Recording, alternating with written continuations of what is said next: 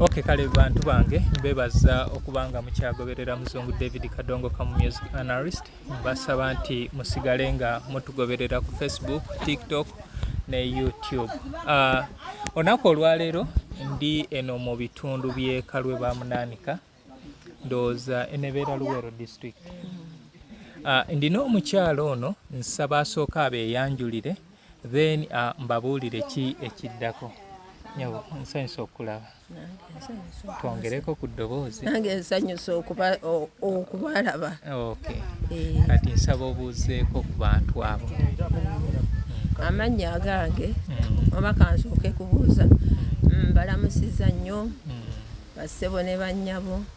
Amannya agange oba erinnya eryange nze Nabitaka Catherine Mwanyina Mugonza Kalwe mu Kyooka nzaalibwa mu Bamunanika Luweero district. Okay, kale bantu bange maama Catherine Nabitaka wabadde yeeyanjula ayina erinnya lyakonyeeko erya Sebowa Mugonza.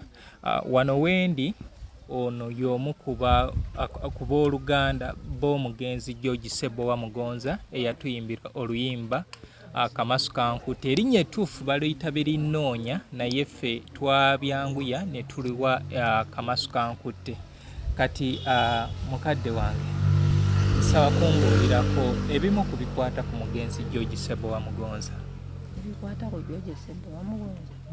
Sebowa Mugonza muzaale wa kuno, azaaliddwa kuno era kuno kwe baatuzaalira ffenna kwekyalo Kalwe awo ekyabugga awo ekyabugga lwakuba amaka gakola ki gaavaawo naye nga batuzaalira kyabugga awo ewa kitaffe ne maama waffe baali bamuyita Catherine Namukwaya omukyalo yali atuzaala naye mugenzi naye mugenzi konti maama ye Namukwaya Catherine abeera Wambogo.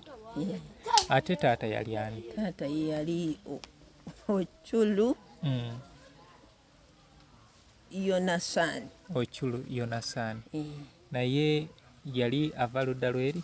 Ffe tuli Badaama. Muli Badaama. Entieneti anti emabere kosayi agenda wala tulina abatugoberera nga tebabitegeera ndowooza baganda bange mukitegedde nti George Sebowa Mugonza teyali Muganda. George Sebowa Mugonza obuzaale bwabwe Badaama naye bajja mu Buganda ne bafuuka Abaganda. Kati muzeeyi Ochola yasooka okujja mu Buganda oba bajjajja? Muzeeyi yasooka okujja. Kakati maama waffe yamuwasiza kuno. Kati ffenna tuli bazaale bakuno eri tetumanyiiyo. Eri temumanyiiyo. George Sebowa Mugonza azaalibwa mwaka ki? Yazaalibwa mu 63. Mu 63. Ate mu bulamu bw'ensi eno yavaamu ddi? 96. Okay, emyaka kati giri 28. Omwezi oyinza okuba nga gw'ogujjukira? Omwezi gwali mwezi gwa 10. Mwezi gwa 10. Gwali mwezi gwa 10 kuba ne maama mwe yafiira. Maama yasooka okufa Mugonza n'addako omwezi gwali gwegwo. Bafiira mwezi gwe 10. Okay, kale. Mama wange n'akagenda mu 6 December. Anyway, George Sebowa Mugonza mwazaalibwa abaana bameka? Twali abaana 7. Abaana 7. Obudde buno musigaddewo bameka? 2. Gwe naani? Mwennyina azaali ekikyusa bamuyita Musisi. Bamuyita Musisi Damasco. Abalala baganda ba Mugonza be yazaalibwa nabo bali be yagenda nabo tusobola nabo tegeerako abamu ku mannya? Omulala bali bamuyita Nabbowa. Nabbowa eyali mukulu waffe. Nabbowa. Ne kuddako Sande. Oli yali Nabbowa ani? Nabbowa nti omuntu naye bwafa n'agenda ye Margaret Nabbowa. Then ono Sandani ono Sunday George ate omulala Frobisa. Ocheng. Okay, kati obuto bwa Mugonza embeera ze zaali zitya? Okusoma kwe yasomako? Mugonza si ye yali yasoma ennyo. Okusoma kwe yasoma P1. Yasoma P1 B. Agenda mu A. Kati mu P1 A we yatolokera. Twali tubeera eri eggangu kuyisawo obulenzi. Ndozera owuli ekyalo ekyakiyimbako. Ffe gye twali tubeerera gye twakulira gye baziika kitaffe. Kakati bw'asomokamu n'atuuka mu myaka gy'oyo omwana n'atandika okubajja ebidongo bye.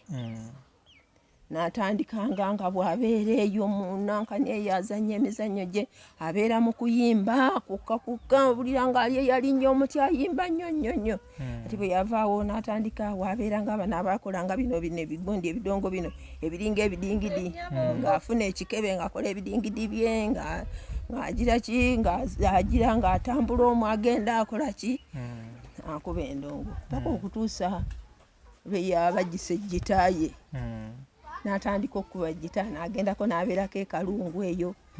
Ati ebiseera ebyo nange we nafumbirirwa.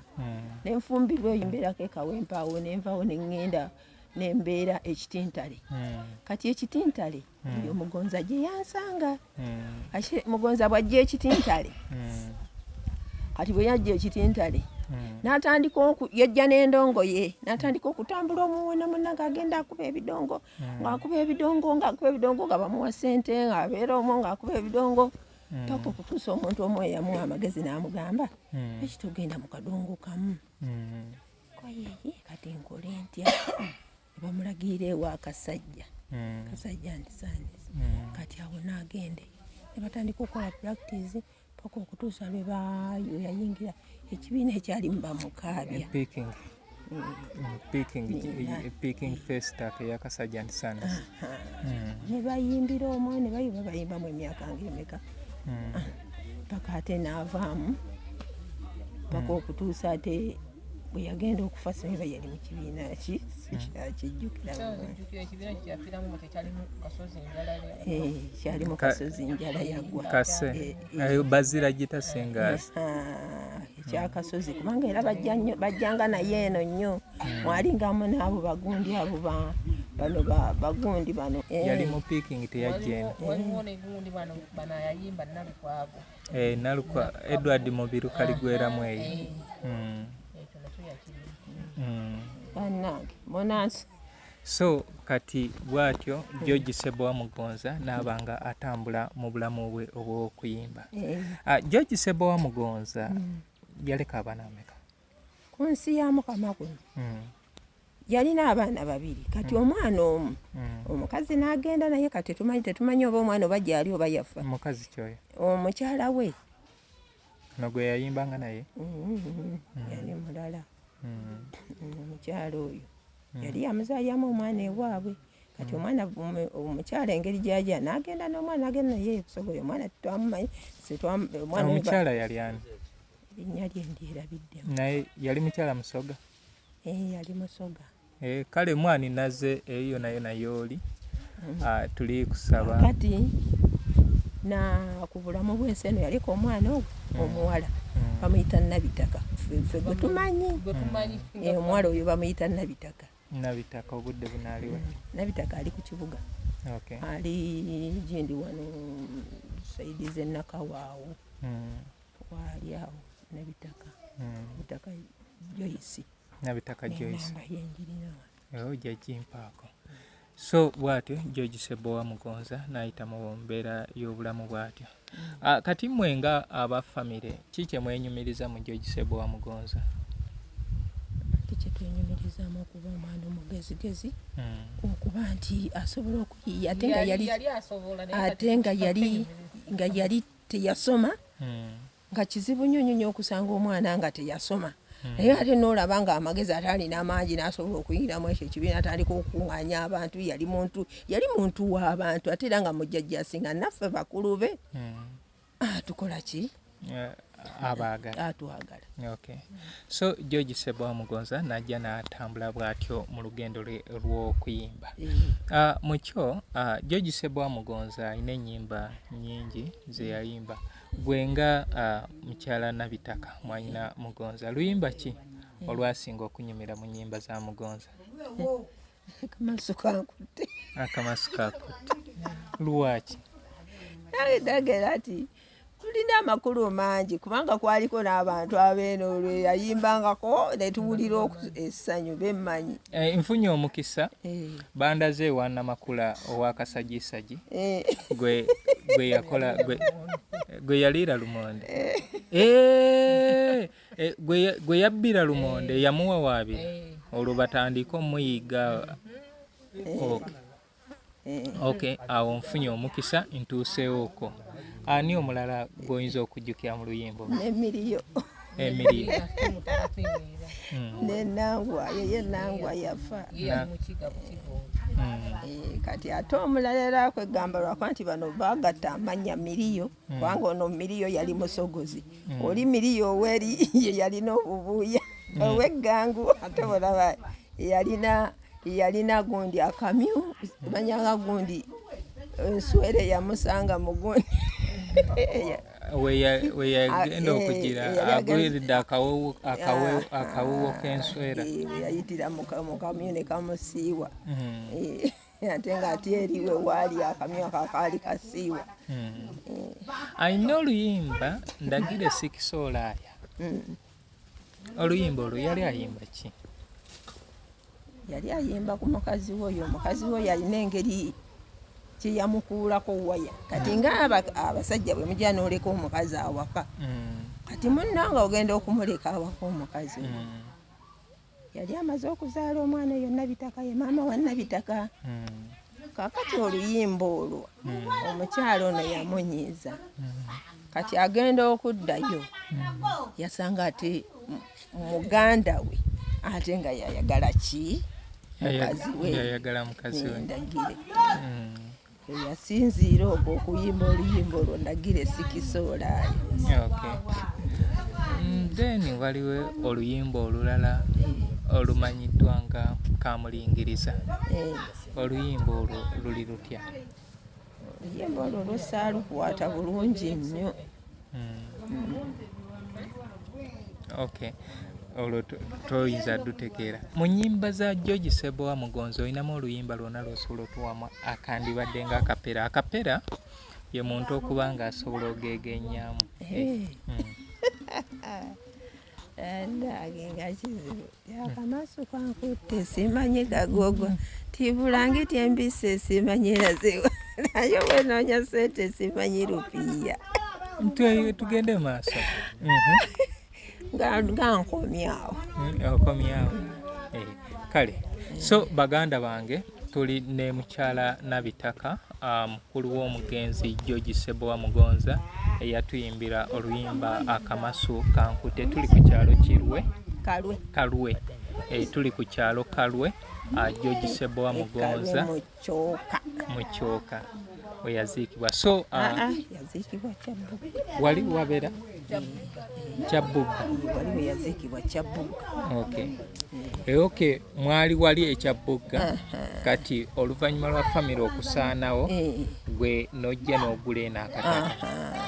Okay, so ebyalo biriraanye. Ono tabayisizaawo tujja kugenda wetugenda wetuvaano kati kyembuuza mu famire mulimu agezezzaako okusikira ekitone kya Ssebbo? Sinnamulaba. Buzibu ki?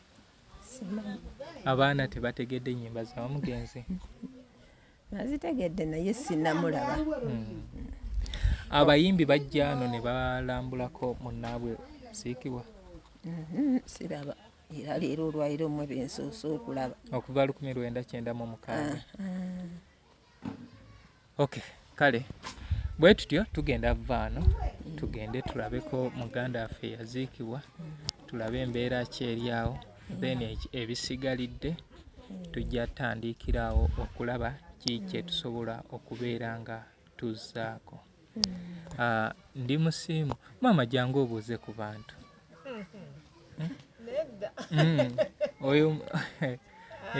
Oyo omukyala yatutambuzizza otutuusa ano. Tulina omwami gwe tufunye ew'obulenzi n'atutambuza okututuusa ew'omukyala oyo. Kati omukyala oyo abeera muzzukulu wa George Ssebbowa Mugonza, yatuleese wano ewa jjajjaawe.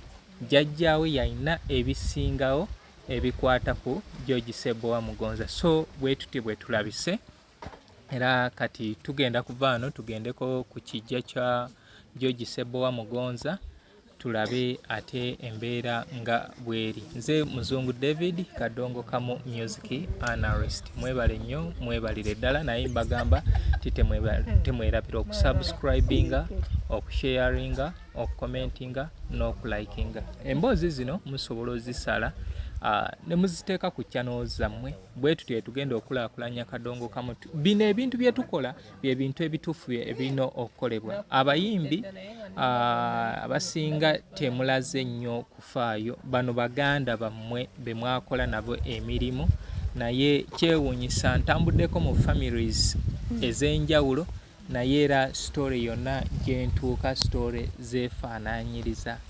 Waliwo weotuuka nti oyo yali ayimba n'eggundi, naye n'eggundi tajjangako wano, ne mu kuziika teyalabika. Ekyo kibi. Gwe naawe wonooba ovuddewo naawe weebatye bagenda okukola. Kale obugambo bw'obusemba. Obugambo obusemba bannange nsanyuse nnyo okubalaba okujja nga mujja munoonya ne mumanya nti eriyo muyimbi munnammwe. Era nange kaakati mpulya muli essanyu. Ndaba nga kati afunye baganda bange, kubanga mbadde mmanyi nti mwanyinaze kati yasaanawo, naye kati kembalabye ndabira ddala nga nfunye ne baganda bange. Ndaba nga ne Mugonza azuukidde essaawa eno. Kale bannange mbeebazizza nnyo okujjako ewange wano. Kale bannange katweyongerere olugendo twagadde tuukeko ne Kalagala ewaziikibwa John Mabirizi, nawo tulabeko. Kale nze Muzungu David Kadongo Kamu Music Analyst.